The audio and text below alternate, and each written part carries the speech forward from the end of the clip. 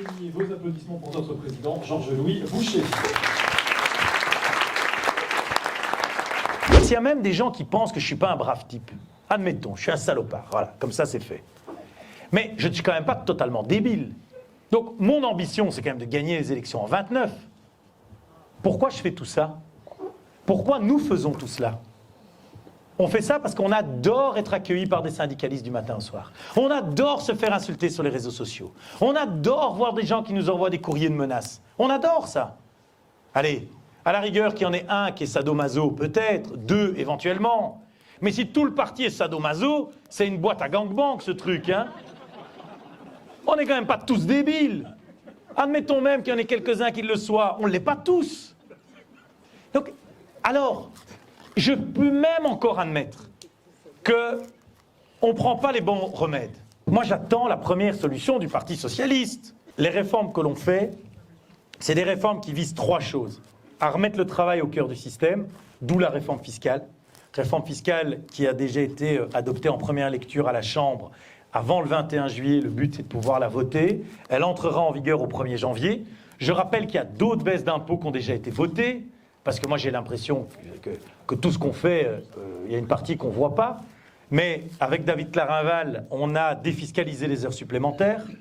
Donc celui qui fait des heures sup gagne en net son brut. Il y a des gens qui peuvent avoir jusqu'à 25% de salaire en plus grâce à ça. Les flexi-jobs, pour ceux qui en ont l'occasion, ils travaillent plus, ils gagnent plus. Les jobs étudiants, même chose. Pour des jeunes qui veulent se lancer dans la vie, ben, il y a cette faculté. On a diminué à 3% les droits d'enregistrement. Donc quand on me dit vous n'avez pas baissé l'impôt et les 3% de droits d'enregistrement sur le premier logement, c'est quand même très différent de payer 4-5 000 euros de frais de notaire plutôt que 20 ou 25 000. Hein. Ce n'est pas une baisse d'impôt. 23% de ventes immobilières en plus. Ça veut dire 23% de gens en plus qui ont pu avoir accès à la propriété alors qu'ils n'avaient pas accès à la propriété avant. Ce n'est pas une politique sociale, ça.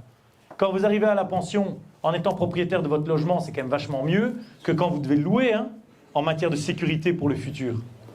Et donc, je sais qu'il y a de l'impatience, je la comprends. On remet de l'ordre, mais on remettra de l'ordre aussi avec deux autres paramètres. Un, rendre l'État plus efficace, parce qu'aujourd'hui, on a des politiques publiques extrêmement chères, et qui ne sont pas efficaces. Et le troisième élément, j'ai pas peur de le dire, aussi avec un objectif budgétaire, parce qu'aujourd'hui, ce qu'on est en train de faire, c'est qu'on est au restaurant, et je suis désolé, mais ma génération, mais aussi la génération de mes parents et de mes grands-parents, on vit, c'est comme si on était au restaurant, et puis à la fin, on téléphone à nos enfants pour payer l'addition. C'est ça qui est en train de se produire.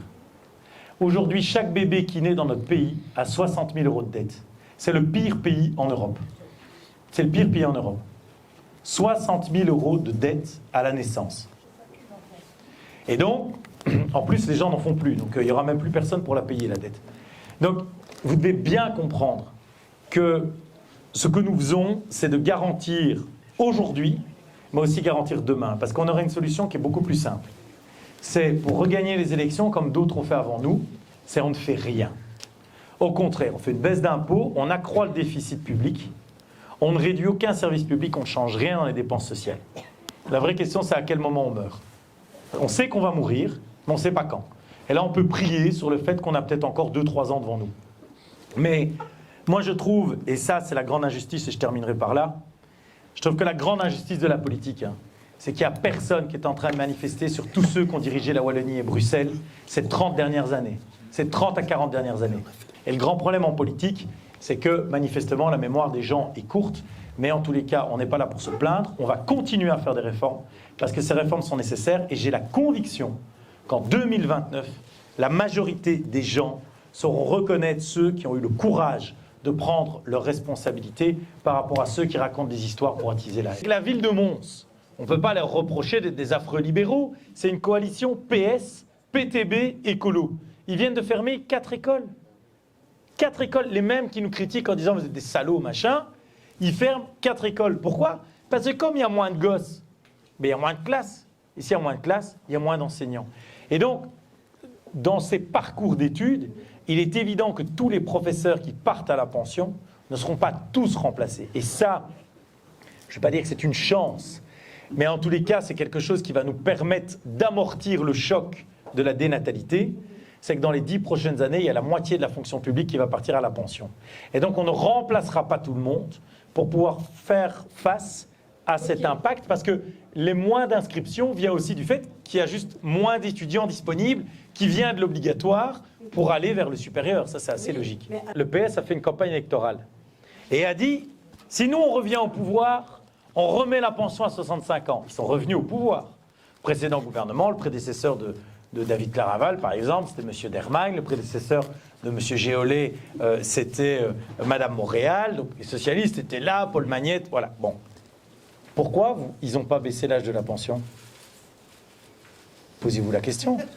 Parce qu'en fait, budgétairement, c'est intenable. Je viens de vous expliquer que déjà, avec une pension plus tard, le coût augmente. Mais attendez, je vais revenir sur votre question. Dans ce gouvernement, contrairement à ce qu'on raconte, rien ne change.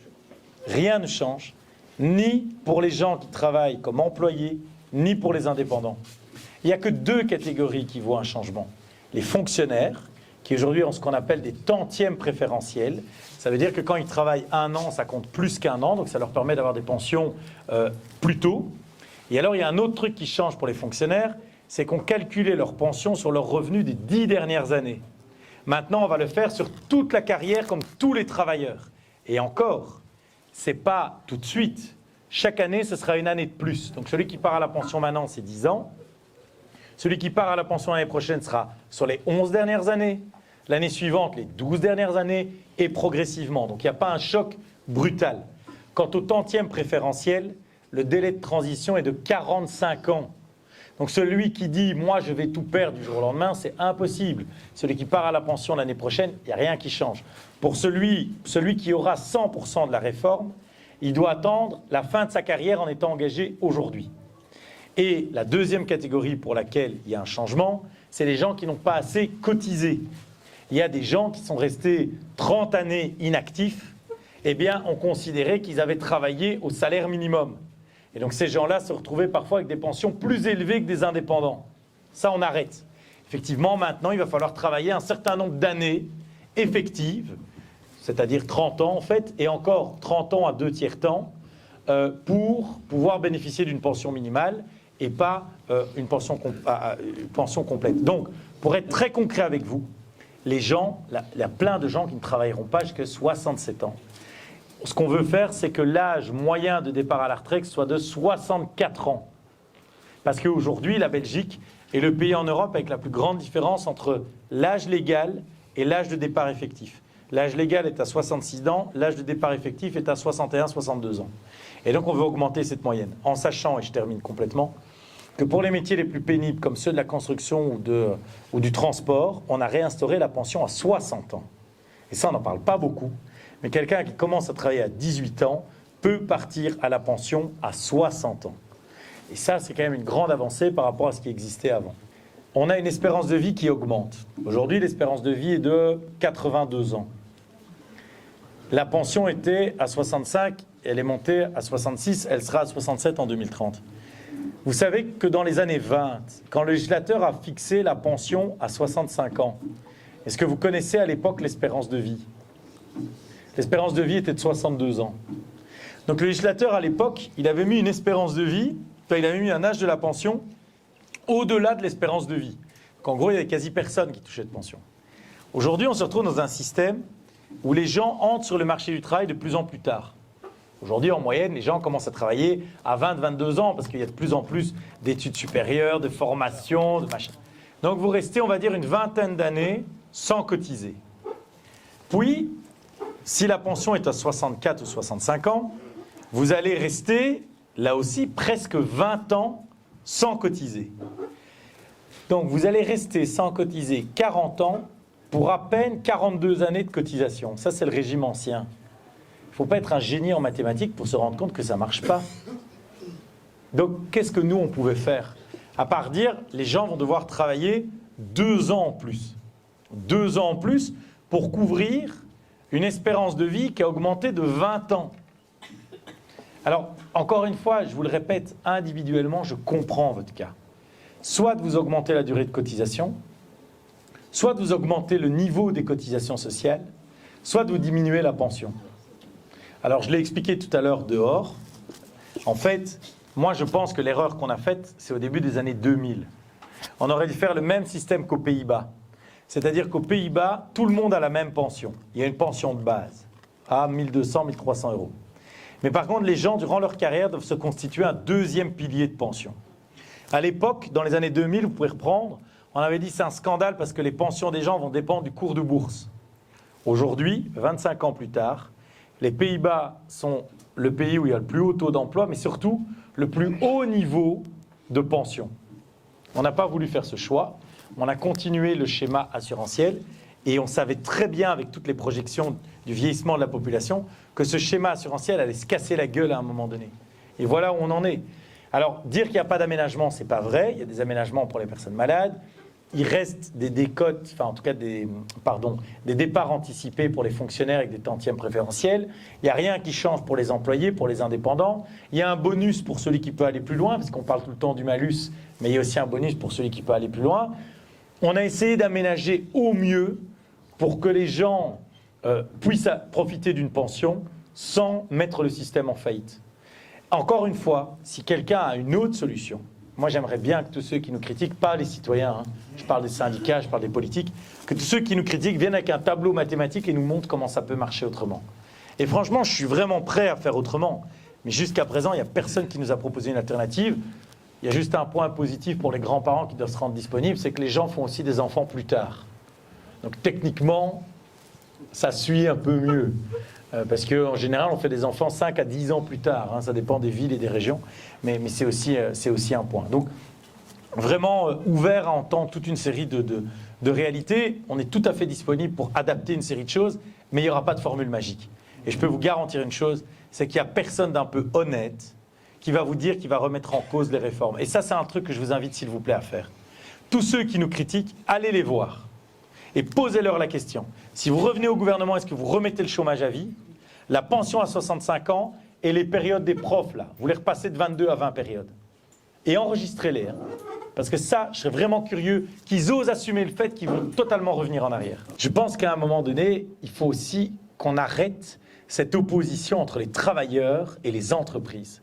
Quand il n'y a pas d'entreprise, il n'y a pas de boulot. Quand il n'y a pas de travailleurs, il n'y a pas d'entreprise non plus. Mais la différence, c'est qu'à travers le monde, il y a beaucoup de gens qui sont prêts à travailler. Par contre, des gars qui sont prêts à investir, il n'y en a pas tant que ça. Et ça, je suis désolé, vous pouvez retourner le problème dans tous les sens et trouver ça injuste. Il y a plein de trucs injustes. Vous savez, moi aussi, il y a plein de trucs que je trouve injustes, hein, même dans ma vie, etc. Mais on a deux manières de vivre. Soit on s'assied au bord du chemin et on dit c'est injuste et on pleure. Soit on dit, bon ben voilà, ça fait partie du jeu, c'est les contraintes. Et aujourd'hui, sur la planète, il y a plus de gens qui sont prêts à travailler que de gens qui sont prêts à investir. Et donc, si on continue à être dans une région où dès qu'un gars qui réussit, il se fait critiquer. Je vous donne un bête exemple. Je vous donne un exemple personnel comme ça. J'ai entendu des gars qui disaient « Ouais, maintenant vous êtes dans le football, vous avez gagné de l'argent, etc. » Le club des Francs-Morins, quand je l'ai pris, il était au bord de la faillite, en football amateur. Pour essayer d'avoir des crédits, j'ai signé des garanties sur mes biens personnels. Il n'y a personne qui voulait être président du truc. C'était il y a 6 ans. Alors peut-être que maintenant qu'on est en foot professionnel, effectivement, ce club a une valeur. Mais est-ce que j'ai empêché quelqu'un à l'époque de le prendre? Il n'y a personne qui le voulait. Donc, on le critique parce qu'il aurait une aide. Quand il a créé Peridaisa, il y en a un dans la salle qui s'est pas dit, ce mec, il est complètement timbré. Parce que mettre des oiseaux dans une volière et puis après aller chercher un panda et se dire qu'avec ça, il va gagner de l'argent, je crois qu'il y en a quand même beaucoup ici qui n'auraient pas fait le pari. Donc, à un moment donné, le souci, c'est qu'on regarde le résultat du succès. Mais combien de gens se cassent la gueule? Combien d'échecs ceux qui réussissent ont obtenus? Et quel est le niveau de risque qu'ils ont pris? Et je pense qu'on doit accepter une chose, c'est que tout le monde n'est pas prêt à prendre ce niveau de risque. Et le risque, ça se paye. Il y a des gens qui prennent des risques, des entrepreneurs, et donc à un moment, ils ont un retour. Et donc, je pense qu'on doit changer la mentalité en la matière. La réussite, c'est pas mal. Moi, je pense que tous ces discours, il faut taxer plus, taxer plus, taxer plus. Allez, imaginez, je suis investisseur américain, ou même bêtement wallon. Je peux aller taper mon fric aux États-Unis où vous avez compris qu'ils avaient envie de faire tourner le business à mort. Éventuellement en Chine ou en Wallonie. Mais qui va vouloir investir en Wallonie? Si j'ai envie d'investir en Wallonie, j'entends déjà que, il faut me taxer plus. Donc avant même d'avoir commencé, on explique déjà qu'il va falloir taxer. Si j'arrive avec une trop belle bagnole, j'ai quand même le risque qu'on la griffe parce qu'il y a toujours un type qui trouve que c'est pas bien d'avoir des belles bagnoles. Et en plus, je vais me retrouver en permanence dans les journaux, au cœur de polémiques, si un jour il y a un subside, un machin ou un ceci. Qu'est-ce que vous voulez que les gars ils fassent? Mais ils se cassent, quoi. Et d'ailleurs, un exemple que j'ai pu donner, c'est le RAEC Mons. À l'époque, le club a fait faillite. Et à un moment, les supporters étaient venus me voir en disant « Est-ce que la ville ne peut pas faire un truc ?» Je dis « Attendez, c'est pas la ville qui va investir dans un club de foot professionnel. » Mais à l'époque, c'était Léon qui investissait. Mais Léon, qui à un moment donné dit « C'est bien, il y a un chef d'entreprise, il a investi. » Quel soutien il a eu? Quel soutien il a eu des politiques? Quel soutien il a eu des gens? Donc à un moment donné, moi, il me l'a expliqué. Quand vous passez tout votre temps à vous faire insulter, à vous faire jalouser, et en plus, vous devez remettre de l'argent personnel pour faire tourner le club, à un moment, vous dites ciao les frères, quoi. Parce que pourquoi vous utiliseriez votre patrimoine privé pour essayer de rendre heureux des gens qui vous insultent du matin au soir? Donc, je crois vraiment qu'on doit changer de mentalité. Sur votre cas très précis d'H&M, il y a tous ces aspects-là. Sur l'entreprise, je vous l'ai dit, il y a la capacité de reprise parce que le secteur de la logistique est un secteur extrêmement actif. Par contre, vous posez une troisième question, qui est le fait de rendre les aides ou pas. Pierre-Yves l'a indiqué, il y a des conditions. Donc, ce n'est pas donné à la tête du client. Par contre, je pense effectivement que dans certains types d'aides, on doit pouvoir les lier à un maintien d'emploi pendant un certain temps. Et je vais vous donner un exemple sur lequel on n'était pas du tout concerné. C'est celui d'ArcelorMittal. C'est-à-dire qu'ArcelorMittal, pour maintenir son activité en Belgique, on lui a donné des droits de polluer. Résultat, il a quand même fermé les activités et il a gardé les droits de polluer. Ça, c'était Marcourt, le PS, qui avait négocié ça. Nous, on était dans l'opposition depuis Mathusalem à l'époque. Et le gars, il a pu garder ses droits de polluer qu'il a utilisés dans d'autres pays européens. Donc c'est la Wallonie qui a subventionné le droit d'ArcelorMittal, puisque vous savez qu'il y a un marché des droits de polluer. C'est nous qui l'avons subventionné. Dans ce genre de cas, je peux vraiment comprendre qu'il y ait chez les gens un sentiment d'injustice. Maintenant, je termine. Le monde idéal serait qu'il n'y ait plus aucun subside, plus aucun, mais une baisse généralisée de l'impôt. Moi, je pense que les entreprises préféraient ne plus avoir aucune aide, ni aide à l'emploi, ni aide à l'investissement, rien, mais de payer beaucoup moins d'impôts. Pour payer moins d'impôts, il faut réduire les dépenses de l'État, j'y reviens, mais dehors, il y a des gens qui m'ont dit qu'il fallait augmenter les impôts sur les entreprises. Mais comment voulez-vous les attirer ? Il y a des gens qui m'ont dit, mais pourquoi vous n'augmentez pas les impôts sur Total? Le problème, c'est quand je prends une loi, je ne peux pas dire l'impôt va augmenter sur Total. Ça va être la Total, c'est-à-dire que ça va augmenter pour tout le monde. Mais je ne peux pas commencer à faire des lois spécifiques en disant Total, c'est le pétrole, ils peuvent. Lui, c'est le titre-service, donc non. Lui, allez, Volvo, par exemple. Il faut taxer Volvo ou pas? Volvo, c'est la dernière entreprise qui construit des bagnoles en Belgique. Ça appartient à un groupe chinois. Tout le monde est en train de dire qu'il faut tuer qu'il faut plus commercer avec les Chinois, etc., qu'il faut surtaxer. Vous voulez qu'on fasse? On peut fermer aussi la dernière boîte qui produit des voitures en Belgique. Il n'y a pas de problème. Ils iront les produire ailleurs. En Hongrie, 7 milliards d'euros d'investissement par BYD.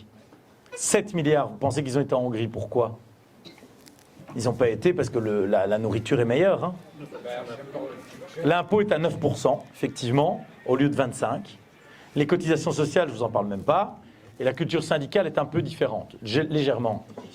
Mais est-ce que vous croyez que les syndicats qui aujourd'hui manifestent contre le gouvernement, je crois que cette année, on va taper le record mondial du nombre de jours de manif. Vous croyez vraiment que ces gens aient de la Wallonie? Quand vous avez M. Talamini, qui il va être renouvelé comme secrétaire général de la FGTB Wallonie. Vous savez ce qu'il dit? Première chose, on va faire une journée de mobilisation. On va tout bloquer. Mais continue, vas-y mon ami, bloque. Chaque journée de grève, ça nous coûte des centaines de millions d'euros. Donc c'est autant que l'État n'a pas, il va devoir aller puiser à gauche, à droite. Et surtout, quel est le signal qu'on envoie aux entreprises? Je le répète, mettez-vous, on parlait d'H&M, mettez-vous à la place d'H&M. Ils regardent le niveau d'imposition, le niveau de cotisation sociale, le prix de l'énergie et le nombre de jours de grève pour qu'ils viennent ici. Mais il faut vraiment qu'ils aient envie de faire une bonne action. Donc, soit vous avez envie vraiment de rentrer dans la Bible, à un moment donné, que vous ayez votre nom quelque part, soit vous ne venez pas. Mais sans rire, allez, il faut être sérieux 2 minutes. Et alors, maintenant, le nouvel Eldorado, manifestement, c'est l'Espagne. Non, mais je vais y venir. Vous avez, maintenant, le PS dit, en Espagne, le pouvoir d'achat, c'est 20 à 30% moins que chez nous. Le pouvoir d'achat, ça veut dire votre salaire par rapport au coût de la vie. 20 à 30% de moins de pouvoir d'achat que chez nous. Ça veut dire qu'en Espagne, vous pourriez acheter 20 à 30% de choses en moins. Ils travaillent plus, c'est la pension à 67 ans aussi, il n'y a pas de limite là-dessus. Bon, après, je peux comprendre que le PS soit nostalgique, puisque c'est un parti hyper corrompu. Je pense qu'en Europe, à part la Hongrie avant, il n'y avait aucun gouvernement qui a plus d'enquêtes sur la tête. Puisque tout l'entourage du Premier ministre est sur enquête, les ministres aussi, ils perquisitionnent au siège du PS, ça doit leur rappeler des souvenirs. Mais donc, tout ça pour vous dire que, très franchement, je trouve que dans notre pays, il y a des gens qui ont du mal. Vraiment. Et dans cette région en particulier. Mais on ne se rend pas compte que, malgré le fait qu'il y ait des gens qui aient du mal, on est dans un pays avec un niveau de vie extraordinaire si on regarde le reste du monde. Et si on n'arrête pas un peu de râler et qu'on se dit « Ok, les temps sont un peu plus compliqués, on va faire un effort », franchement, ça va être de pire en pire. Donc je pense qu'on doit se réveiller sur l'état du monde, accepter de faire une série d'efforts. Et en ce qui vous concerne, Guillaume en a déjà parlé, la question d'H&M. Il m'a d'ailleurs proposé d'aller vous voir. Moi, je propose qu'on organise peut-être une rencontre avec le personnel et qu'on essaye de voir aussi avec la direction actuelle de l'entreprise s'il y a des pistes de reprise par rapport à l'entreprise. Le local de maintenu jusqu'au 15 juin, si les 2 prochaines réunions se passent bien, avec les permanents. Voilà. Ok, mais en tous les cas, je propose peut-être que via Guillaume, on organise une rencontre avec l'ensemble du personnel, soit sur site, soit à Mons, mais qu'on fasse ça.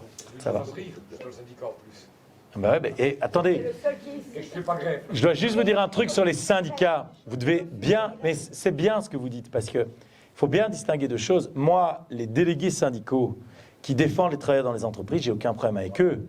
Moi, ce qui me dérange, c'est les directions de syndicats, des mecs qui n'ont plus vu une usine depuis 1000 ans et qui font en fait de la politique. Ces gens-là ne défendent plus les travailleurs, ils font de la politique, soit au service du PS, soit au service du PTB, mais ils n'en ont rien à faire des réalités économiques.